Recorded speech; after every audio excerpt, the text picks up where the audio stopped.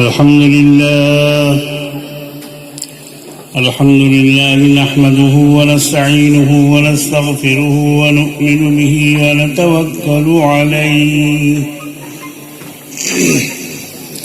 ونعوذ بالله من شرور أنفسنا ومن سيئات أعمالنا من يهده الله فلا مضل له ومن يضلله فلا هادي له ونشهد أن لا إله إلا الله وحده لا شريك له ونشهد أن سيدنا ومولانا محمدا عبده ورسوله صلى الله تعالى عليه وعلى آله وصحبه وبارك وسلم تسليما كثيرا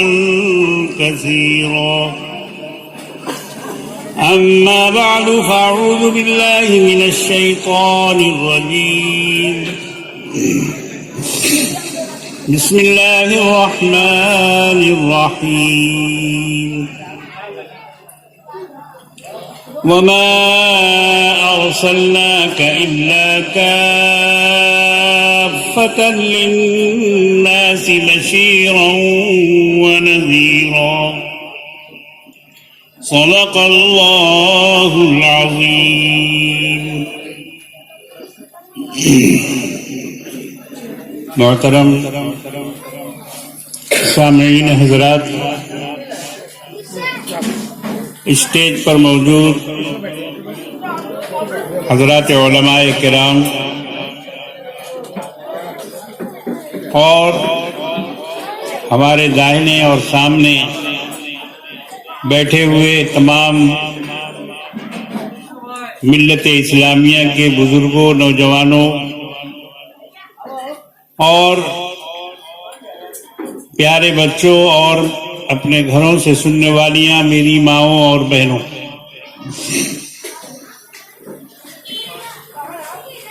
میں نے قرآن کریم کی ایک چھوٹی سی آیت تلاوت کی ہے.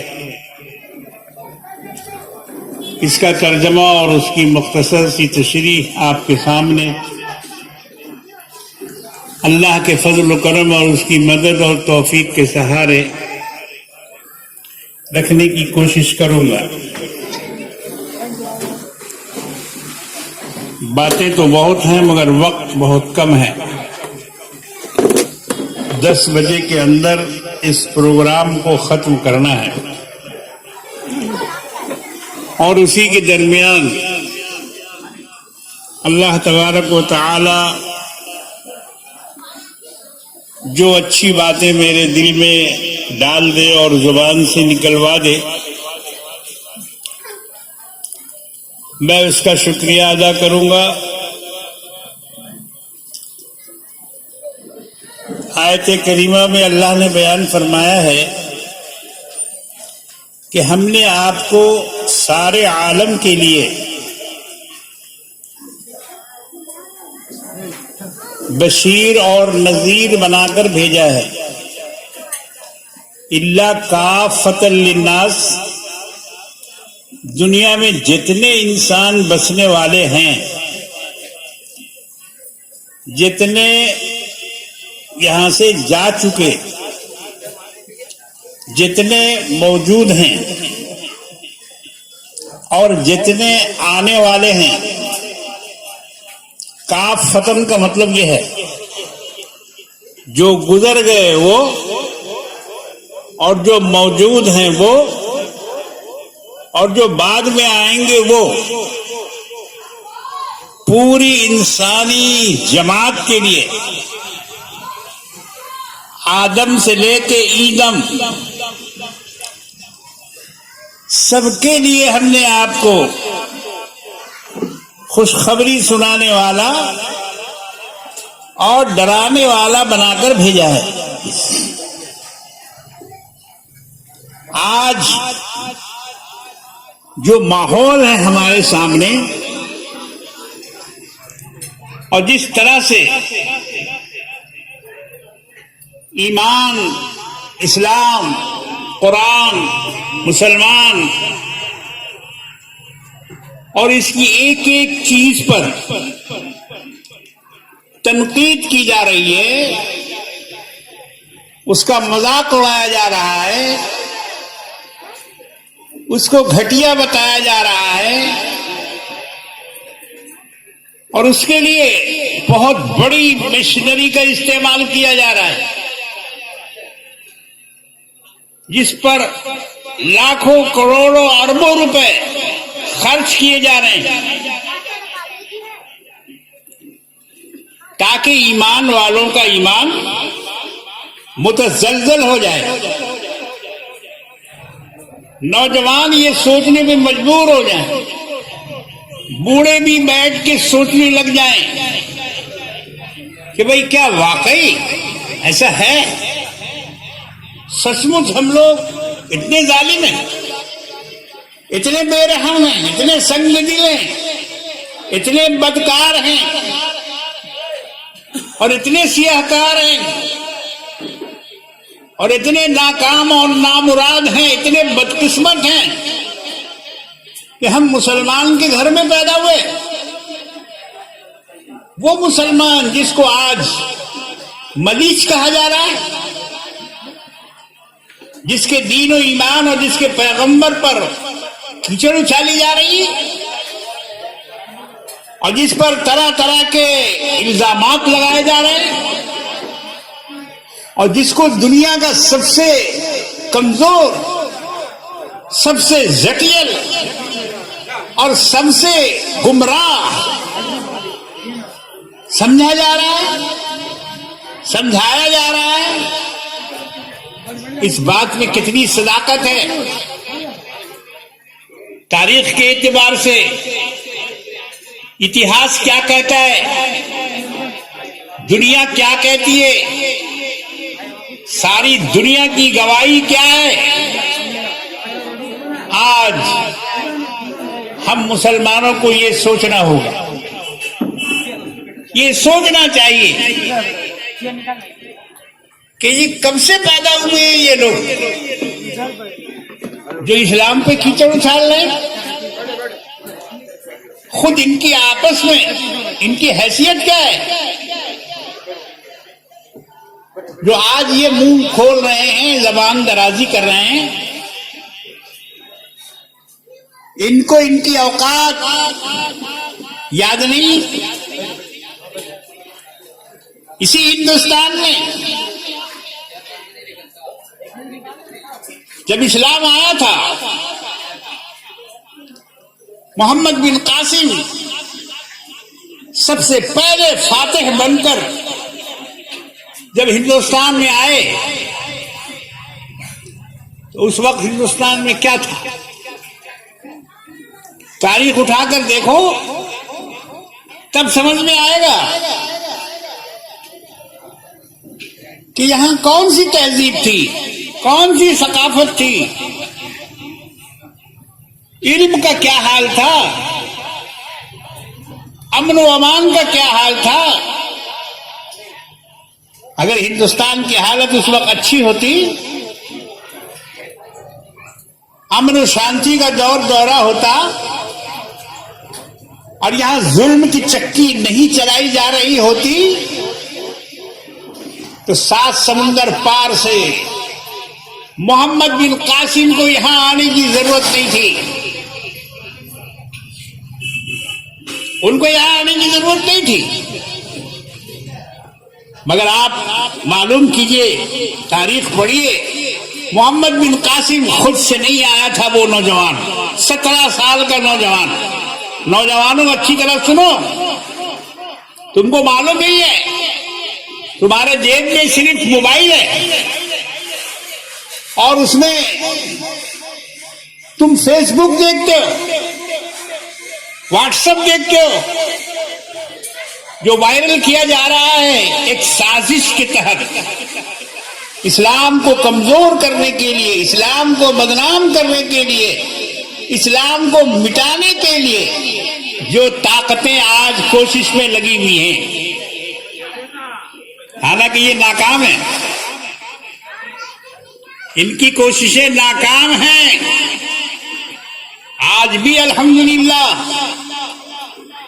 اتنے ظلم کے باوجود، اتنے ستم ڈھانے کے باوجود، اتنے لوگوں کو جیل میں بھرنے کے باوجود اور اتنی گالیاں دینے کے باوجود الحمدللہ ثم الحمدللہ مسلمانوں کے دلوں میں عظمت قائم ہے جناب محمد رسول اللہ صلی اللہ تعالی علیہ وسلم کی. ان کی محبت قائم ہے، ان کی عظمت قائم ہے. اس محبت کو اور اس عظمت کو کوئی نہیں نکال سکتا ہے.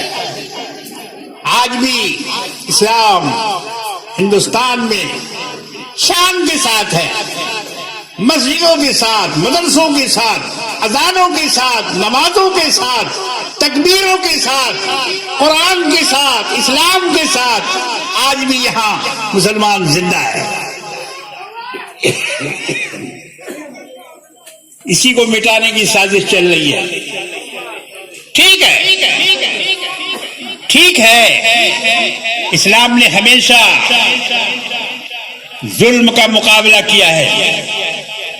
آپ کو اپنی تاریخ پڑھنی چاہیے، آپ کو اپنا اتہاس اس کی ورق گردانی کرنی چاہیے. اگر اپنی تاریخ سے اپنے آپ کو نہیں جوڑو گے مسلمانوں تو تم بہکا دیے جاؤ گے، تم راہ سے بے راہ ہو جاؤ گے، تم گمراہی میں جا پڑو گے. اپنی تاریخ کو معلوم کرو. تمہارے آباء و اجداد، تمہارے اسلاف نے کیا کارنامہ انجام دیا؟ تمہارے رسول کیوں آئے تھے دنیا میں اور کیا پیغام لے کے آئے تھے؟ اور ان کے پیغام کو دنیا والوں نے سنا یا نہیں سنا؟ آپ نے اپنا پیغام پہنچایا یا نہیں پہنچایا؟ تاریخ اٹھا کے دیکھو. انگریز کیا کہہ رہا ہے؟ یہودی کیا کہہ رہا ہے؟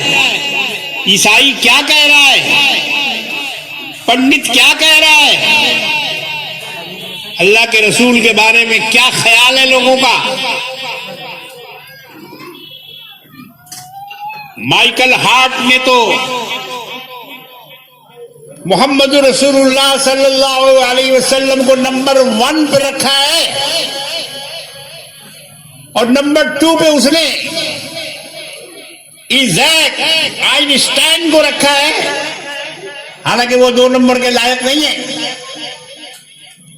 100 بڑے آدمیوں میں سے ایزیک نیوٹن یہ 100 نمبر کے بعد اس کا 2 نمبر رکھا ہے مائیکل ہارٹ نے، اور 1 نمبر پر محمد رسول اللہ صلی اللہ علیہ وسلم کو رکھا.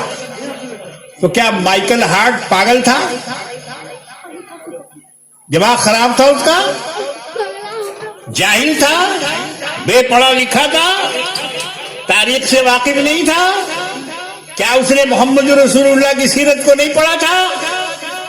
بالکل پڑھا تھا، بالکل پڑھا تھا، اور بالکل سوچ سمجھ کر واقعی مائیکل ہارٹ نے کمال کر دیا.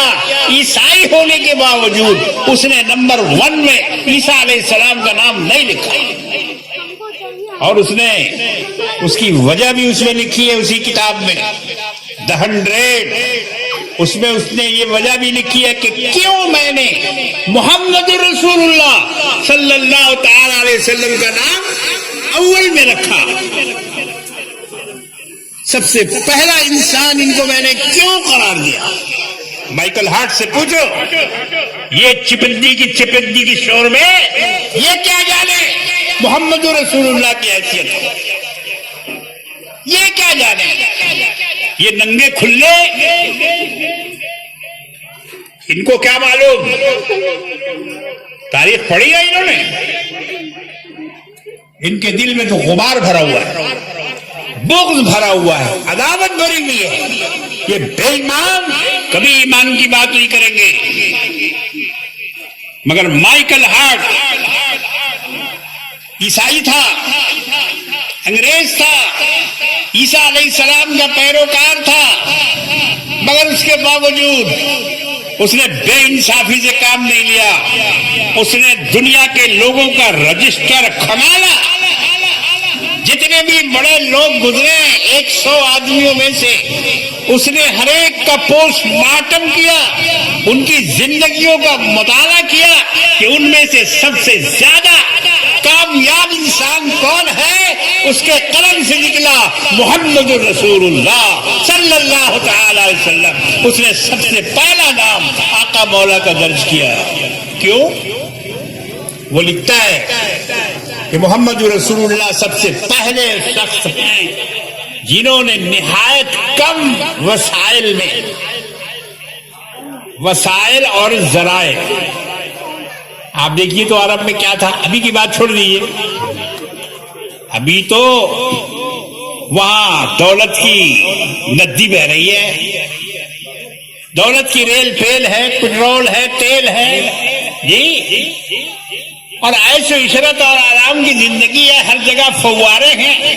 مکہ اب وہ ویران مکہ نہیں رہا، بے آب و گیا مکہ نہیں رہا جس مکے کے بارے میں اس کے بسانے والے سیدنا ابراہیم خلیل اللہ علیہ الصلوۃ والسلام، معمار بیت اللہ، کعبہ کے بنانے والے، کعبہ کی تعمیر کرنے والے، انہوں نے اس جگہ کے بارے میں یہ کہا تھا اللہ سے کہ اللہ میں اپنے خاندان کو یہاں لا کے بسا رہا ہوں، ربنا انی اسکنت من ذریتی بواد غیر ذی زرع عند بیتک المحرم، اے اللہ میں اپنے خاندان والوں کو، اپنے بال بچوں کو یہاں بسا رہا ہوں، ایسی وادی جو غیر ذی زرع ہے، جو کھیتی کے لائق نہیں، جہاں پانی نہیں، جہاں چشمہ نہیں، جہاں ندی نہیں، جہاں نہر نہیں، جہاں دریا نہیں، جہاں کنواں نہیں، ایسی جگہ پر،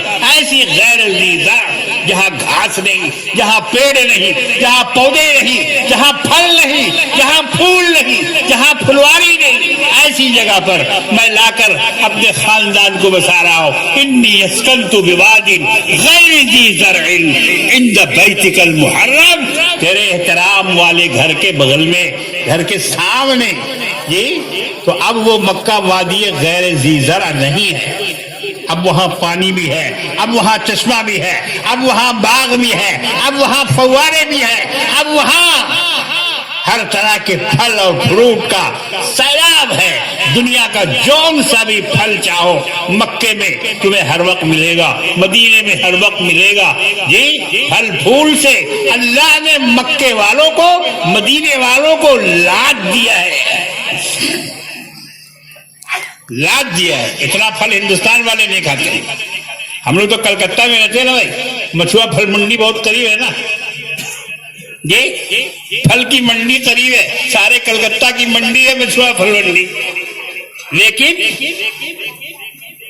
آپ اگر مکے میں جا کے دیکھیں گے پھلوں کی بہتات اور وہاں پھلوں کی ریل پھیل، تو آپ کی نظر پلٹ جائے گی،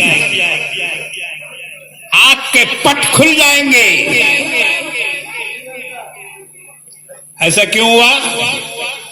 جس نے اس شہر کو بسایا تھا، جو اس شہر کے معمار تھے، انہوں نے یہ بھی دعا کی تھی کہ اللہ یہاں میرے بسنے والوں کو، مکہ کے باشندوں کو، مدینے کے باشندوں کو رزق عطا فرما، وارزقہم من الثمرات لعلہم یشکرون، پھلوں کا رزق عطا فرما۔ رزق مانگا تو کیا مانگا؟ گیہوں نہیں مانگا، چاول نہیں مانگا، دال نہیں مانگا، اناج نہیں مانگا، ترکاری نہیں مانگی، مانگا تو کیا مانگا؟ پھل مانگا۔ مفسرین نے لکھا ہے کہ رزق میں سب سے بہتر شمار ہونے والا پھل ہوتا ہے، پھل سے اوپر کوئی رزق نہیں ہے انسان کے لیے۔ اس کی قیمت دیکھیے آپ، اچھا چاہے سوکھا پھل ہو یا تازہ ہو، ڈرائی فروٹ جس کو بولتے ہیں وہ بھی فروٹ ہے، ڈرائی فروٹ وہ بھی فروٹ ہے، کاجو بادام پستہ جی، اور اس طرح کی جو چیزیں اس میں ہیں، انجیر، تو چاہے خشک پھل ہو یا تازہ پھل ہو، پھل ہوتا ہے، پھل کی قیمت، اس کی خوشبو، اس کی طاقت اور اس کی لذت وہ اپنے آپ میں ہے. اس کا مقابلہ نہ دال کر سکتی ہے، نہ بھاجی کر سکتی ہے، نہ ساگ کر سکتی ہے، نہ ترکاری کر سکتی ہے. کیوں بھائی؟ پھل کا مقابلہ ان ترکاریوں سے اور اناج سے ہو سکتا ہے؟ سیب کے مقابلے میں آلو ہے؟ آلو کا دام کتنا ہے؟ دیکھنے میں اسی کی طرح لگتا ہے، مگر سیب ہے، آلو ہے. تو مانگنے والے نے اپنے بسنے والوں کو، وہاں بسانے والوں کے لیے کیا مانگا؟ پھل کا رزق مانگا. وَارْزُقْهُم مِّنَ الثَّمَرَاتِ، اے اللہ ان کو پھلوں سے روزی عطا فرما. اللہ رب العالمین نے ان کی دعا قبول فرمائی، اور آج جو پھل وہاں آپ کو نظر آ رہے ہیں 24 گھنٹہ بن داؤد میں اور دیگر بقالہ کی دکانوں پر میں جو دیکھتا ہوں حیران رہ جاتا ہوں کہ ایک خشک جگہ، بیاب و گیا، پہاڑی علاقہ، سمندر سے دور، اور جہاں پانی کا ایک قطرہ نہیں ہوتا تھا، اللہ نے وہاں اس طرح سے سیلاب بہا دیا پھلوں کا، پانی کا. آج کل پانی بھی بہت ہے وہاں. ہم لوگ پہلی دفعہ جو حج میں گئے تھے تو دن بھر کے لیے اور رات بھر کے لیے 1 بالٹی پانی ملتا تھا. 1 بالٹی، اسی سے پینا، اسی سے نہانا، اسی سے دھونا، اسی سے وضو کرنا. ہر حاجی کو 1 بالٹی پانی، صرف اتنی قلت تھی پانی کی. یہ بہت زیادہ دن پہلے کی بات نہیں ہے، یہ 1972 کی بات ہے. اور اس 72 سے پہلے جو لوگ گئے ہیں وہ تو اور بھی قلت بتاتے ہیں. جہاز میں ان کو 1 بوتل پانی ملتا تھا 24 گھنٹے کی، 1 بوتل. بہرحال میں اپنی بات کو سمیٹ کر آپ سے یہ عرض کرنا چاہتا ہوں کہ مائیکل ہارٹ نے لکھا کہ سب سے کم ذرائع، کم وسائل، پانی کی کمی دیکھا آپ نے، کھیتی کی کمی دیکھا آپ نے، ایک جو کا دانہ پیدا نہیں ہوتا تھا، نہ کوئی کل، نہ کوئی کارخانہ، جی، اور نہ کوئی فیکٹری، نہ کسی قسم کا ان کا ذریعہ معاش، کچھ بھی نہیں تھا. وسائل بالکل کم. اونٹ اور گھوڑے کی سواری، اونٹ کا گوشت کھانا اور بچھانا، اس کا چمڑا بچھانا، اس کا گوشت کھانا، اس کی چربی کا استعمال کرنا، یہ وہاں کی معیشت تھی. آنے جانے کا بھی مسئلہ بڑا ٹیڑھا تھا. ابھی کے لوگوں کو پتہ نہیں چلے گا، جو لوگ حج کرنے گئے ان سے پوچھو، جدہ سے 1.5 گھنٹہ لگتا ہے، 3 گھنٹہ لگتا ہے بس میں. لیکن جس زمانے میں گاڑی نہیں تھی، اس زمانے میں جدہ سے مکہ جانا ایک مسئلہ تھا. کیا مسئلہ تھا؟ روزانہ اونٹ چلتا ہے 20 میل بس. اونٹ کی جو چال ہے وہ 20 میل روزانہ کے حساب سے چلے گا. تو مکہ پہنچنے میں جدہ سے 3 دن لگتے تھے، ابھی 4 دن بھی لگ جاتے تھے. مگر آج بہت کم وقت میں پہنچا جا سکتا ہے. تو اتنے کم وسائل اور ذرائع میں مائیکل ہارٹ لکھتا ہے کہ دنیا کے پہلے انسان ہیں محمد رسول اللہ صلی اللہ علیہ وسلم، جنہوں نے اتنے کم ذرائع اور وسائل میں اور وقت بھی بہت کم دیا. قدرت نے بہت شارٹ ٹائم دیا اسلام کو پھیلانے کے لیے. ساری دنیا میں اسلام کو چمکانے کے لیے انسان کے نس نس میں رگ رگ میں اسلام کے پیغام کو بھرنے کے لیے آپ کو جو ٹائم دیا گیا تھا وہ بہت شارٹ ٹائم,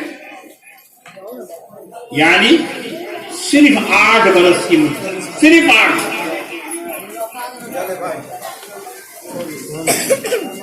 سن 9 ہجری میں حج ہوا, وہ فرض ہوا حج, اور 10 ہجری میں آپ نے حجۃ الوداع کیا, اور 11 ہجری کے شروع میں آپ کا انتقال ہوا. محرم سفر ربیع الاول 2 مہینہ اس 11 ہجری کا ملا. 11 ہجری کو نہیں پکڑتے ہیں کیونکہ اس میں تو آپ کی وفات ہو. بہت شارٹ ٹائم دیا, 8 سال. 8 سال کے اندر اور اتنی بڑی ذمہ داری, آپ سوچیں گے تو آپ کا دماغ گھوم جائے گا. اللہ فرماتے ہیں وَمَا أَرْسَلْنَاكَ إِلَّا كَافَّةً لِلنَّاسِ بَشِيرًا وَنَذِيرًا.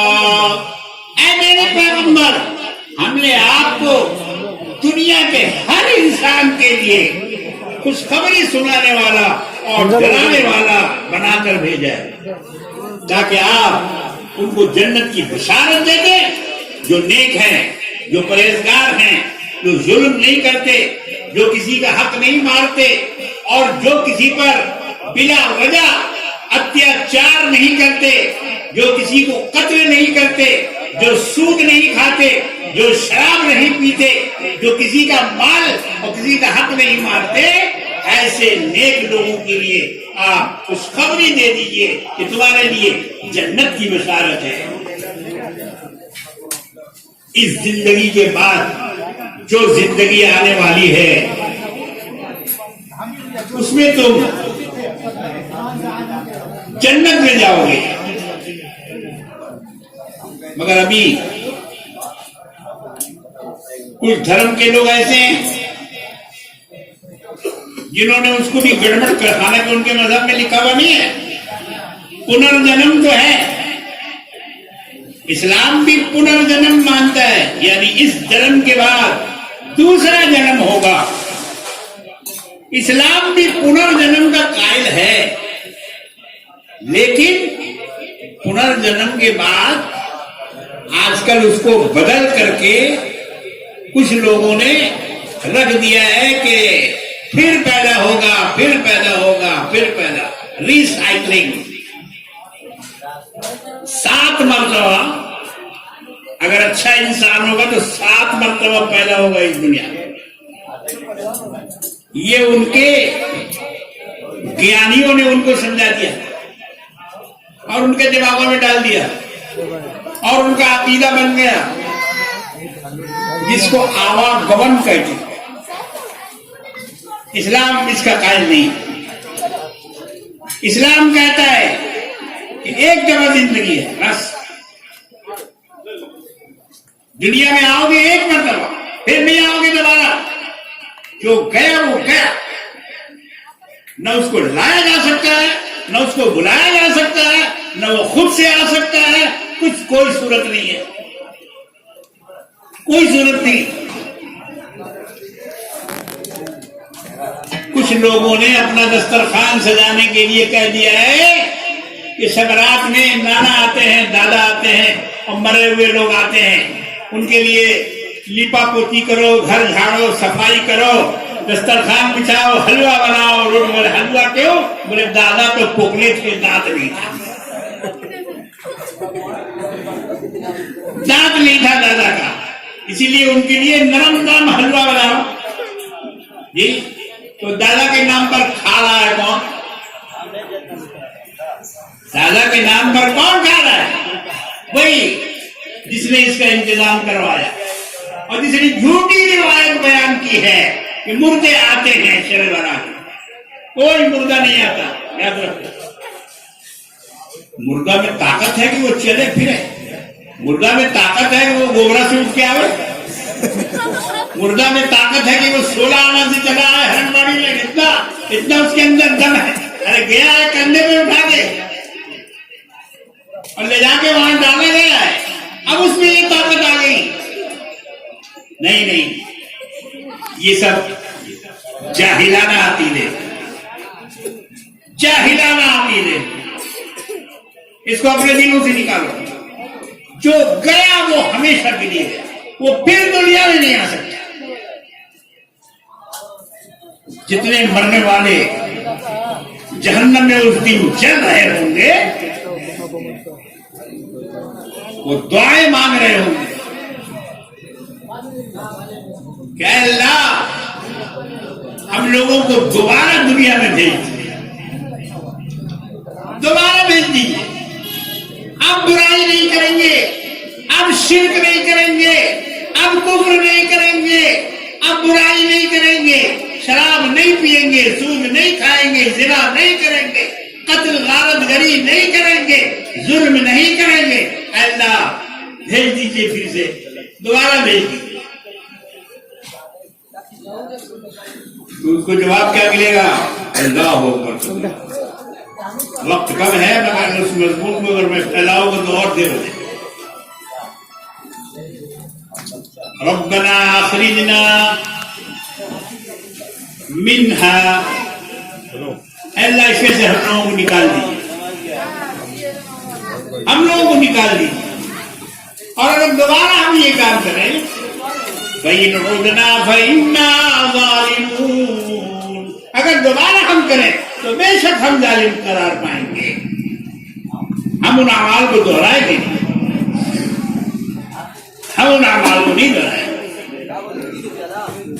دوسری جگہ اللہ نے فرمایا کہ جب جہنمی یہ لوگ کریں گے کہ ہم کو نکال دیے جہنم سے، قالوا ربنا غلبت علينا شقوتنا وكنا قوما ضالين.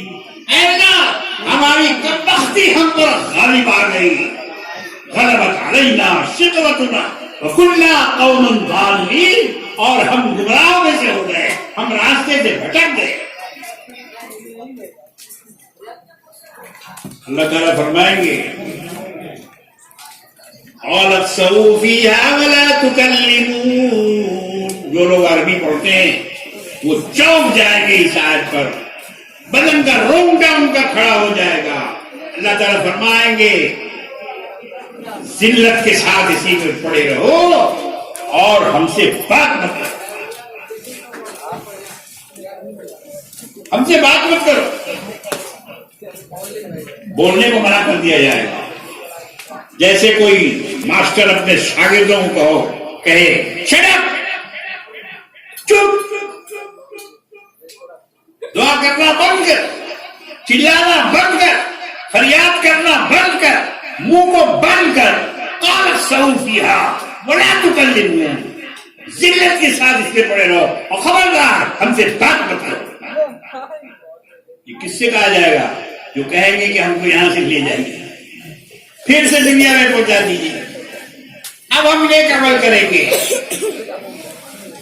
قالوا لو ان لنا کرة فنكون من المؤمنين. اللہ ایک بار بھیج دیجیے، ایک بار بھیج دیجیے، اب ہم مومن بن کے زندہ رہیں گے، اب ہم ایمان والے بن کے جیئیں گے. فلو ان لنا کرة فنكون من المؤمنين. اللہ فرمائیں گے یہ نہیں ہو سکتا. اس لیے یہ عقیدہ رکھنا کہ مردے آتے ہیں، ملتے ہیں، گھر میں گھستے ہیں، بیٹھتے ہیں، نہیں. جو مر گیا وہ مر گیا، وہ دوبارہ نہیں آ سکتا. اس سے بات نہیں کی جا سکتی، اس سے کلام نہیں کیا جا سکتا، اس کی آواز نہیں سنی جا سکتی. اس کا اس دنیا سے رشتہ منقطع ہو گیا. اس لیے یہ سوچنا کہ مردہ پھر زندہ ہوگا، جیسا کہ آوا گورن والوں کا عقیدہ ہے کہ مر جاتا ہے پھر زندہ ہوتا ہے.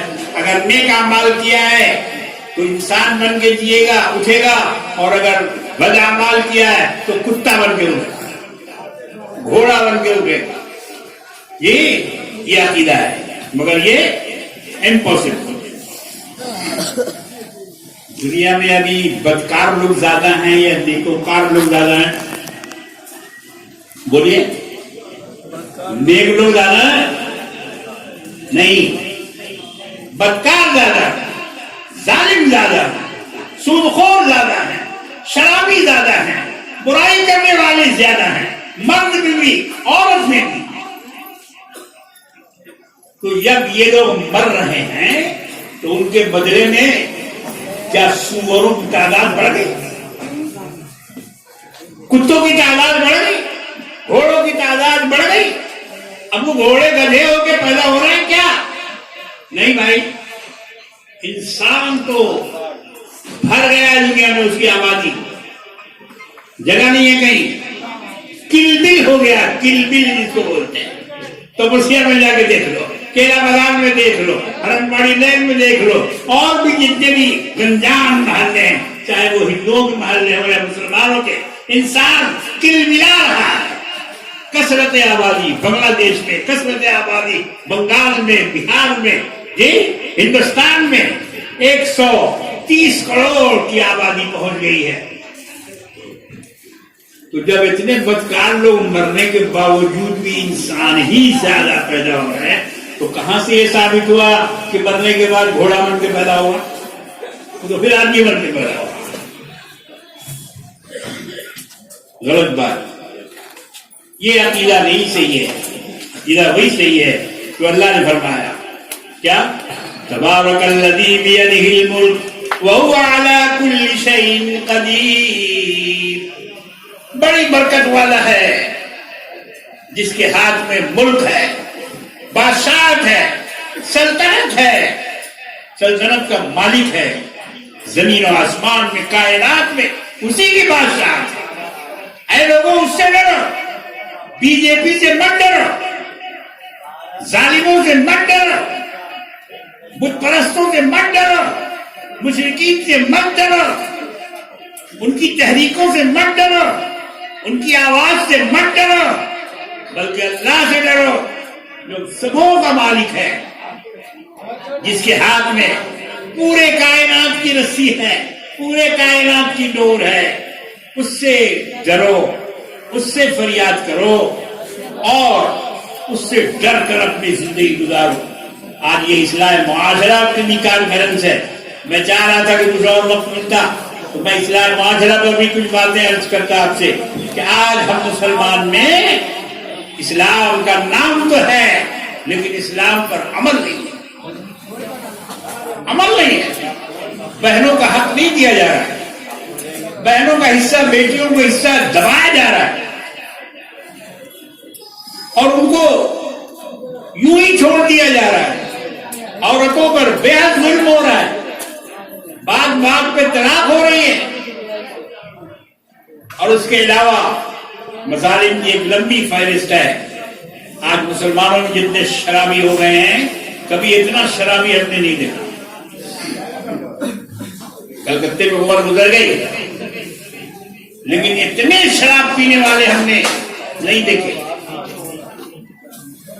آپ کے یہاں کیا حال ہے معلوم نہیں, مگر چلیے ہمارے ساتھ. چورگارت, کڑایا روڈ, برائٹ اسٹریٹ,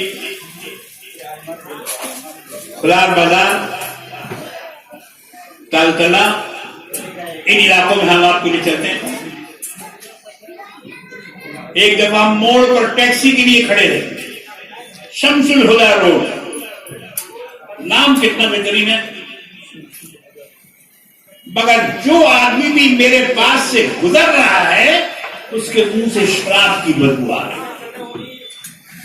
یہ مسلم علاقہ ہے, بڑی بڑی مسجدیں ہیں وہاں, بڑے بڑے مولانا ہیں وہاں, تقریریں ہوتی ہے, جلسہ ہوتا ہے, میلاد ہوتا ہے, جھوم جھوم کے صلاۃ و سلام پڑھتے, محمد کا نام لینے سے یا رسول اللہ کہہ کے انگوٹھوں کو چومتے ہیں. मगर अमाल पर किसी की नजर नहीं है। हराम वैसे ही खा रहे हैं, सूद वैसे ही खा रहे हैं, बुराई वैसे ही कर रहे हैं, जिना वैसे ही कर रहे हैं। अभी लड़का और लड़की की बात चली है, मंगनी नहीं हुई है, सिर्फ बात चली है। लड़के वाले ने पैगाम दिया है लड़की वालों को और लड़की वालों ने उसको कबूल किया है और उसके बाद उसके साथ स्कूटर में बैठ के घूम रही है। वो कुमारी जिसकी अभी शादी नहीं हुई, जिससे निकाह नहीं हुआ, उसको अपने स्कूटर पर बैठाकर वो लड़का घुमाने लेके चले। इस तरह से शरीयत को तोड़ा जा रहा है। इस तरह से मुसलमान हराम काम कर रहा है। पर्दा नाम की कोई चीज नहीं। महरम किसको बोलते हैं, ना महरम कौन है, आज का मुसलमान ये जानता भी नहीं। किसको महरम कहते हैं, किसको ना महरम कहते हैं, नौजवानों को पता नहीं है। कौन पता कराएगा, कौन बताएगा? न मौलाना साहब बताते हैं, न मौली साहब बताते हैं, और न माँ बताती है, न बाप बताता है, न घर वाले बताते हैं। बताएगा कौन इसको कि ये महरम है, ये ना महरम है, इससे पर्दा करना चाहिए और इसके सामने खुले सर खुले मुंह आना हराम है, ये कौन बताएगा? इसलिए सारे हलाल हराम को लपेट कर मुसलमानों ने ताक पर रख दिया है और उसके बाद अल्लाह से मदद मांग रहे हैं, उसके बाद रो रहे हैं, उसके बाद जो है दुआएं मांग रहे हैं और कह रहे हैं कि मुसलमानों की दुआ कबूल नहीं होती। कैसे होगी कबूल? जिन लोगों ने इस दुनिया को फतह किया था वो हमारे ही आबाओ अजदाद तो थे, वो सहाबा ही तो थे, वो रसूल की उम्मती ही तो थे। उन्होंने ईरान जैसे मुल्क को फतह कर लिया, रोम को फतह कर लिया, आधी से ज्यादा 1/3 दुनिया पर उनका कब्जा हो गया और उनकी हुकूमत हो गई। उन्होंने इस्लाम का झंडा लहरा दिया। किस बलबूते पर? टैंक था उनके पास, एटम बम था उनके पास, हवाई जहाज था उनके पास, राइफल और हथियार था उनके पास, AK-47 था उनके पास। क्या था? नाम लो। चिथड़े में लपटी हुई तलवार थी, चिथड़े में लपटी हुई तलवार का म्यान भी नहीं था, मगर उन्होंने दुनिया को फतह किया। कौन सी ताकत थी? वो ताकत थी जनाब मोहम्मद रसूलुल्लाह सल्लल्लाहु तआला अलैहि वसल्लम की सुन्नत पे अमल।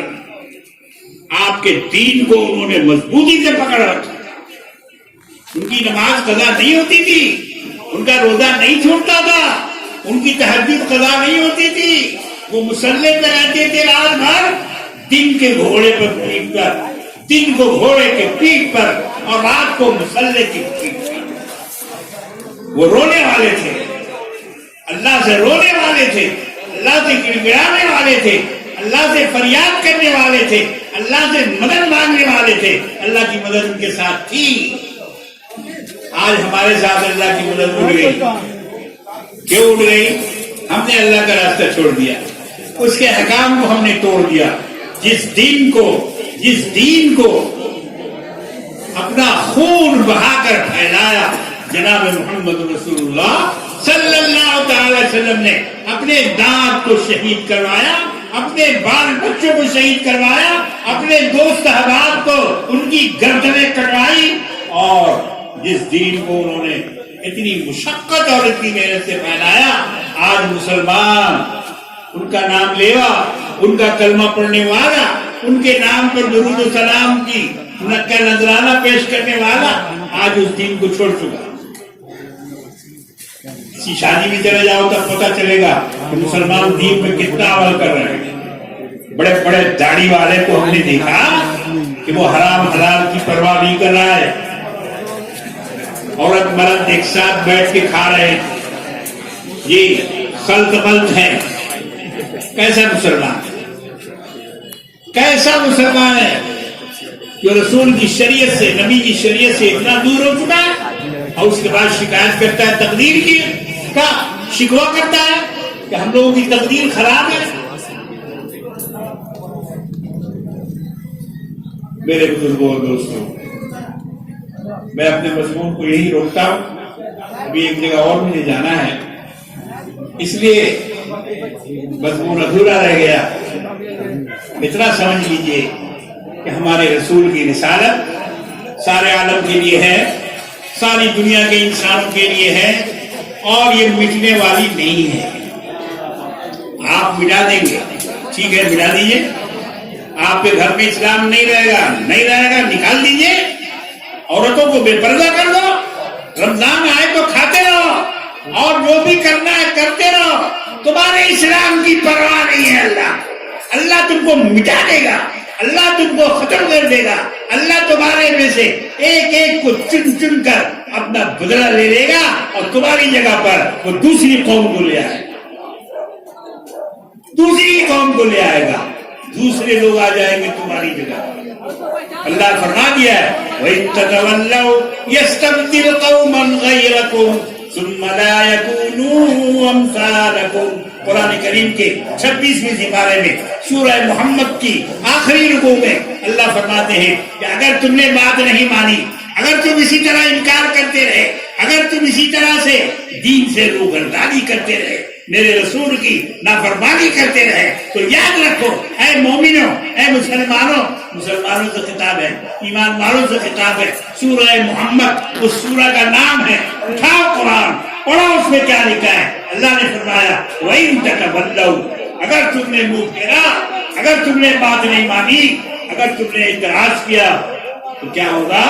يَسْتَبْدِلْ قَوْمًا غَيْرَكُمْ، دوسری قوم کو ہم تمہاری جگہ لے آئیں گے۔ چائنا کو لے آئیں گے، جاپانی کو لے آئیں گے، غیر مسلموں کو لے آئیں گے، مشرکوں کو لے آئیں گے، ان کی جگہ پر، تمہاری جگہ پر ان کو ہم لے آئیں گے، اور تم کو ملیا میٹ اور نیست کو نابود کر دیں گے۔ خوب اچھی طرح سے سمجھ لو میرے دوستو، اللہ کا غصہ ہم پر بہت ہے، اللہ ہم سے بہت ناراض ہے، اس لیے اللہ کو راضی کرنے کی کوشش کرو، ورنہ کوئی مدد کے لیے نہیں آئے گا۔ مدد پکارتے رہ جاؤ گے اور کوئی مدد کو نہیں آئے گا۔ اس لیے اللہ سے مدد مانگو، اللہ سے معافی مانگو، گناہوں سے توبہ کرو، اور ناجائز اور حرام باتوں سے بچنے کی کوشش کرو۔ اللہ تبارک و تعالی ہم سب کو اس کی توفیق عطا فرمائے۔ اب آئیے دعا کر لیتے ہیں۔ الحمدللہ رب العالمین، والعاقبۃ للمتقین، والصلاۃ والسلام علی سید الانبیاء والمرسلین، وعلى كل ملائكة المقربين، وعلى عباد الله الصالحين۔ ربنا ظلمنا أنفسنا وإن لم تغفر لنا وترحمنا لنكونن من الخاسرين۔ رب اغفر وارحم وأنت خير الراحمين، أنت ولينا فاغفر لنا وارحمنا وأنت خير الغافرين۔ ربنا لا تزغ قلوبنا بعد إذ هديتنا وهب لنا من لدنك رحمة إنك أنت الوهاب۔ اے غفور الرحیم، اے رحمان الرحیم، ہم سب کے گناہوں کو بخش دے، معاف فرما۔ اے اللہ ہماری غلطیوں کو، ہماری کمزوریوں کو دور فرما۔ اے اللہ ہماری خطاؤں سے چشم پوشی فرما۔ اے اللہ ہمیں ایمان والا مسلمان بنا دے۔ اے اللہ ہمارے ایمان کو مضبوط کر دے۔ اے اللہ ہمیں ہر ظالم کے ظلم سے بچا۔ اے اللہ ان کی تدبیروں سے بچا۔ اے اللہ ان کی ناپاک سازشوں سے بچا۔ اے اللہ ظالموں کو ہم سے دور کر دے۔ اے اللہ ظالموں کو ہم سے دور کر دے۔ یا اللہ ان کو ظلم کرنے کا موقع عطا نہ فرما۔ اے اللہ اپنی رحمت کے صدقے ہمارے دیش میں، ہمارے ملک میں امن و شانتی پیدا فرما۔ ایک انسان کو دوسرے انسان کے ساتھ بھلائی کرنے کی، محبت کرنے کی توفیق عطا فرما۔ پروردگار عالم ہم میں سے جو بیمار ہیں انہیں شفا عاجلہ کاملہ عطا فرما، جو بے روزگار ہیں انہیں روزی عطا فرما۔ یا اللہ جو پریشان حال ہیں ان کی پریشانیوں کو دور فرما۔ یا اللہ جو رزق میں کمی ہے ان کے رزق کو پورا فرما۔ اے اللہ ہمارے رزق میں خیر و برکت عطا فرما، ہماری روزی میں، ہماری کمائی میں خیر و برکت عطا فرما، اس میں وسعت عطا فرما۔ اے اللہ ہمارے بال بچوں کو نیک راستے پہ چلا، ہماری ماں بہنوں کو نیک راستے پہ چلا۔ اے اللہ ان کو شریعت پہ عمل کرنا ان کے لیے آسان فرما۔ یا اللہ آج جس طرح سے ظلم کا دور یہاں چل رہا ہے، ہمارے عزت آبرو کا بھی محافظ تو ہی ہے. اے اللہ تو ہماری عزت آبرو کی حفاظت فرما, جان و مال کی حفاظت فرما, ہمارے مدارس مکاتب کی حفاظت فرما, ہماری مساجد کی حفاظت فرما, ہمارے نوجوانوں کی بال بچوں کی حفاظت فرما, مسلمانوں کے محلوں کی اور ان کے گھروں کی حفاظت فرما. پروردگار عالم ہم سب کو اپنی رحمت کے دامن میں لے لے. اے اللہ اپنی رحمت کے دامن میں ہم سب کو لے لے. پروردگار عالم اپنی رحمت کے صدقے یہ جو آج یہاں جلسہ کرایا ہے, جن نوجوانوں نے, مسلم بوائز کلب کے نوجوانوں نے, یا اللہ ان کی محنت کو قبول فرما, یا اللہ ان کے اخلاص کو قبول فرما, یا اللہ انہوں نے جس مقصد سے اس جلسے کو کرایا ہے لوگوں کی اصلاح کے لیے, اے اللہ ان کے مقصد میں کامیابی عطا فرما, سبوں کو نماز کی توفیق عطا فرما, سبوں کو مسجد میں جانے والا بنا دے. اے اللہ اپنے مسجد کے دروازے کو کسی پر بند نہ کر. اے اللہ سب کے لیے اپنی مسجد کا دروازہ کھول دے, سب کے لیے اپنے کو سجدہ کرنا آسان فرما دے. پروردگار عالم اپنی رحمت کے صدقے ہم سب کے اٹھنے بیٹھنے اور یہاں کھڑے ہونے اور سننے کو قبول فرما, ہمارے بولنے کو کہنے سننے کو قبول فرما. ربنا تقبل منا. محمد فیاض مرحوم کے ایصال ثواب کے لیے یا اللہ ان کو جنت الفردوس میں جگہ عطا فرما. یا اللہ ان کی مغفرت فرما, اور اس تمام پروگرام اور اس جلسے کی تمام نیکیاں ان کو عطا فرما. یا اللہ کی رحمت کے صدقے ہم گنہگاروں کی دعاؤں کو قبول فرما. ربنا تقبل منا انك انت السميع العليم, وصلی اللہ تعالی علی خیر خلقہ محمد وآلہ وصحبہ اجمعین. آمین آمین آمین برحمتک یا ارحم الراحمین.